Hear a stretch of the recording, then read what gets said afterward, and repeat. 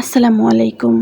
Joys mom cooking and ব্লগসে সবাইকে welcome করছি নতুন আরও একটি ভিডিও দেখার জন্য। আপনাদের সাথে আছি আমি জয়ের আম্মু। কী খবর সবার, কেমন আছেন? আশা করছি সবাই অনেক বেশি ভালো আছেন এবং সুস্থ আছেন। আলহামদুলিল্লাহ, আমিও আল্লাহর রহমতে বেশ ভালো আছি আমার পরিবারের সাথে। এই 2 দিন যাবৎ কিন্তু বৃষ্টি নামতেছে, আর সেই সাথে ওয়েদারটা অনেক ঠান্ডা।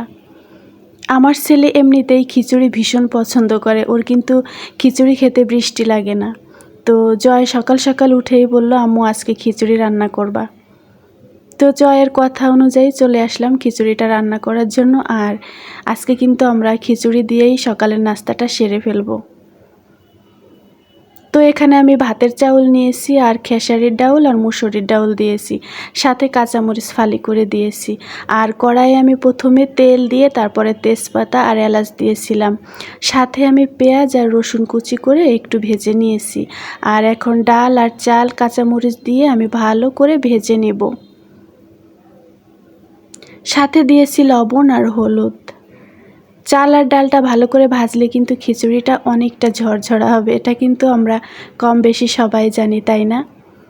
অবশ্য খিচুড়ি খেতে কিন্তু আমরা একটু নরম নরমই পছন্দ করি বেশি। আর লেটকা খিচুড়ি হলে তো কোনো কথাই নেই। তো আজকে আর লেটকা খাবো না, একটু নরম নরম খিচুড়িটা খাবো।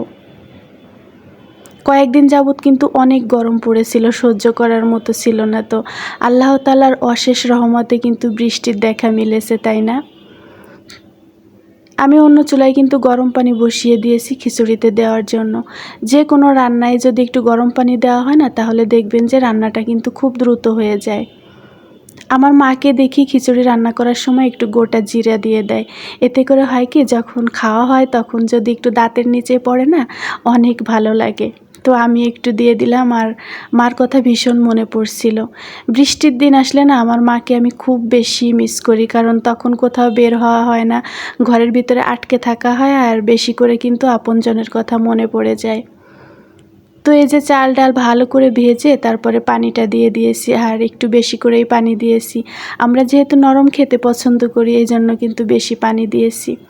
পানিটা আমি ভালো করে জাল দিয়ে ফুটিয়ে কমিয়ে নিয়েছি, আর এখন এই পর্যায়ে চুলাটা একটু কমিয়ে আমি ঢেকে রেখে দিব। খিচুড়ি খেতে কে কে পছন্দ করেন, চাইলেই কিন্তু আমাকে একটা কমেন্ট করে জানাতে পারেন, তাহলে আমারও কিন্তু অনেক বেশি ভালো লাগবে। এই যে চুলাটা কিন্তু আমি এভাবে কমিয়ে রাখবো। আর খিচুড়ি, তারপরে পোলাও, বিরিয়ানি যদি একটু দমে বসিয়ে রাখা হয় না কিছু সময়, তাহলে কিন্তু অনেক বেশি ভালো লাগে খেতে। আর এদিক থেকে আমি 2টা ডিম ভেজে নিই। খিচুড়ির সাথে ডিম ভাজা হলে কিন্তু একদম জমে যায়, তাই না? আর আমার ছেলে তো বেশি পছন্দ করে হচ্ছে মরিচের ভর্তা। তো মরিচ ভর্তাটাও কিন্তু আমি করে নিব। তো আশা করছি শেষ পর্যন্ত সবাই আমার সাথে থাকবেন। ভিডিও দেখতে দেখতে এই পর্যায়ে যদি কেউ আমার সাথে এসে থাকেন, তাহলে প্লিজ আপনাকে বলছি একটা লাইক দিয়ে যাবেন। আপনার একটা লাইক কিন্তু আমার এই ভিডিওটি আরও অনেকের কাছে পৌঁছে দিতে সাহায্য করবে। আপনার কাছে যদি আমার আজকের ভিডিওটি ভালো লেগে থাকে, তাহলে প্লিজ আমার চ্যানেলটি সাবস্ক্রাইব করে পাশে থাকা বেল বাটনের অল অপশনে ক্লিক করে রেখে যাবেন। এতে করে আমি যখন পরবর্তী ভিডিও আপলোড করব, আপনার মোবাইলে নোটিফিকেশন চলে যাবে, আর আপনি চাইলেই কিন্তু আপনার সময় মতো সেটা দেখে নিতে পারবেন। আর অলরেডি যারা প্রথম থেকে আমার সাথে আছেন, আমাকে সাপোর্ট করে, তাদের জন্য রইল অনেক অনেক দোয়া এবং ভালোবাসা।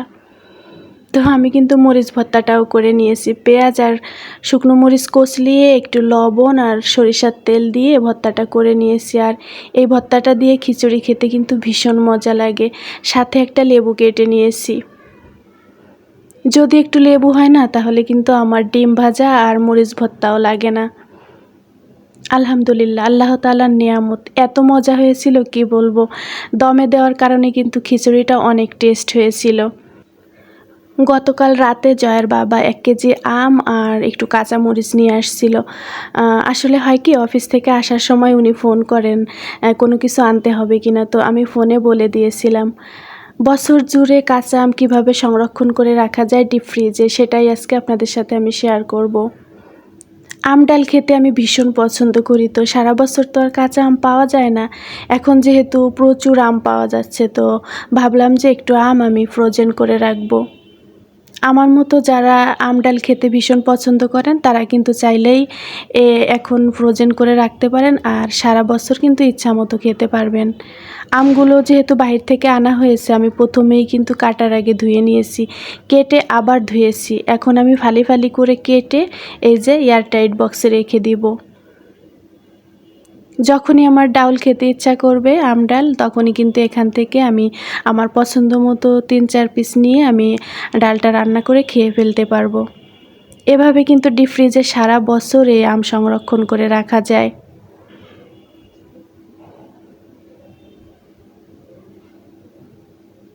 আমি ভয়েস দেওয়ার সময় কিন্তু আমার ভিডিওতে অনেক ভুল ত্রুটি থাকে, তো প্লিজ সবাই ক্ষমা সুন্দর দৃষ্টিতে দেখবেন, আর ছোটো বোনটাকে একটু বেশি করে সাপোর্ট করবেন।